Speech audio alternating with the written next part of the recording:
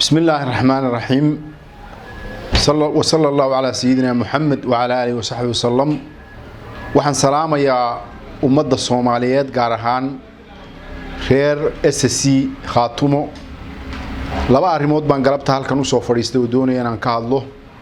arrin aan doonayo inaan kula hadlo jamaahiirta iyo xaquudirirka iyo mujaahidiinta u dagaalamaya sharaftooda cirdigooda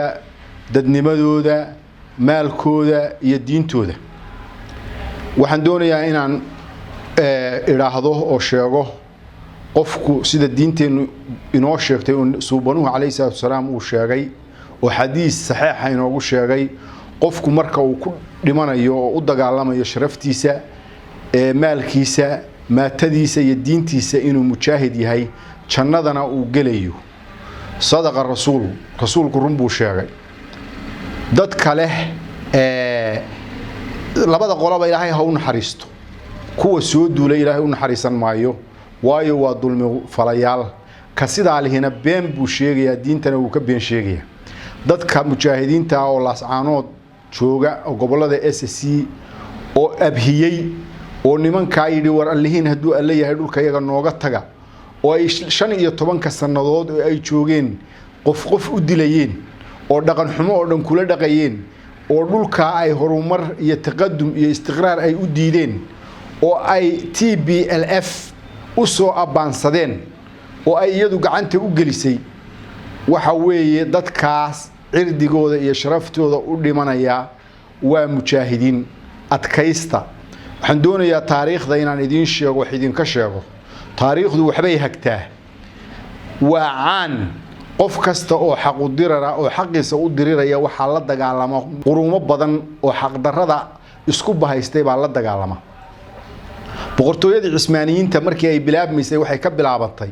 reer la yiraahdo qoys reer kaaya la yiraahdo 2,000 oo qoys bay ahaayeen niman xoolo dhaqataa bay ahaayeen waxa isugu tagay oo u kooray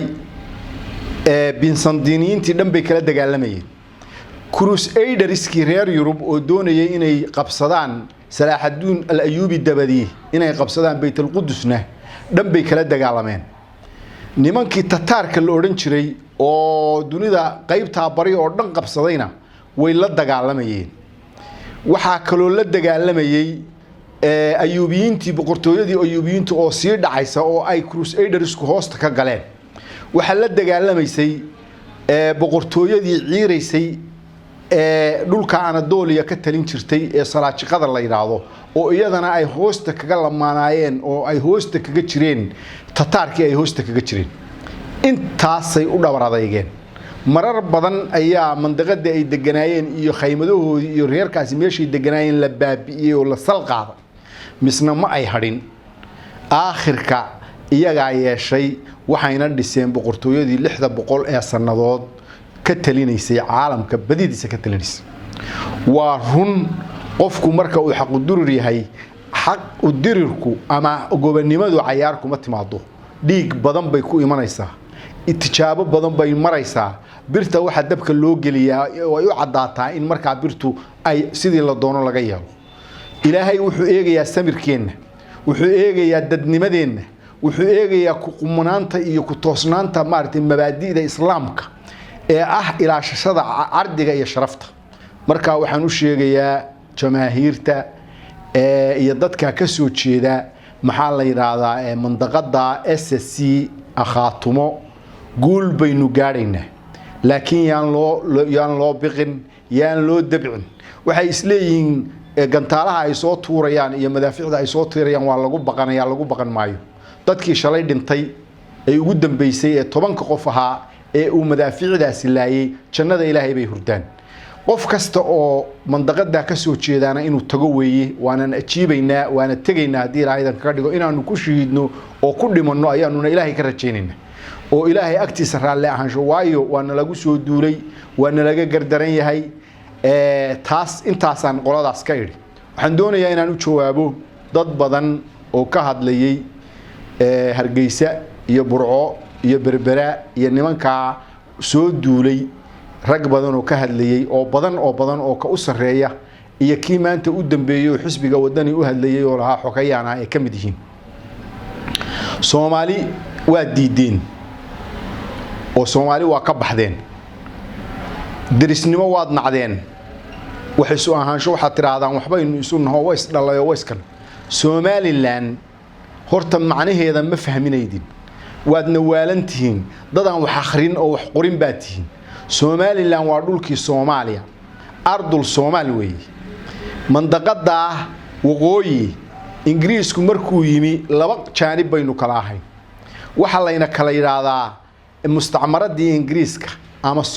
British Protectorate dadkii la amaan siinayay oo Ingiriisku hoosta kaga jiray oo idinka weey annagu occupied territory baan la yiraahdaa marka Ingiriiska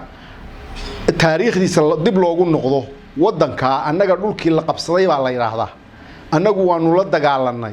oo waanu la jihaadnay oo markii daraawiishi tagtayna ma aanan isdhiibin waxaana la yiraahdaa annaga dhulka yaga occupied territory of Somaliland dhulkii xoog lagu galay baa la yiraahdaa Ingiriis annaga xoog buu noogu yimid waanu dagaalanay intii daraawiish dagaalkeedii ka dambeysay ilaa 60kii fitrada 22 ilaa 60kiina annaga dhulka yaga maxaa la yiraahdaa midiidina uma aanan noqon manana ogolayn meelo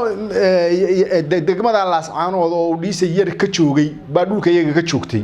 annagu Ingiriis saasaanu ka ahayn hadii lagaba soo waado oo la yiraahdo 26kii June mustacmaradii Ingiriisku gobolada waqooyi waxay siisay maxaa la madax banaani 6 maalmood ee madax banaanida waqooyi la siiyay maxaa ka dambeeyay waxa ka dambeeyay 1960kii habeenkii bishu ahayd 31kii June waxa dhacay the Act of Union